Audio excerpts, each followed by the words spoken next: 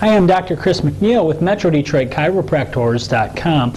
Here's the common causes of a spinal pinched nerve, and there are really two main causes. There's minor trauma or there's major trauma. Now, minor trauma is a repetitive trauma.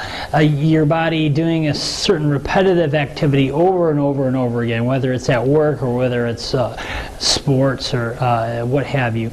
And that can put your spine out of alignment over time, and the misalignment can actually cause pinching and pressure on the nerves.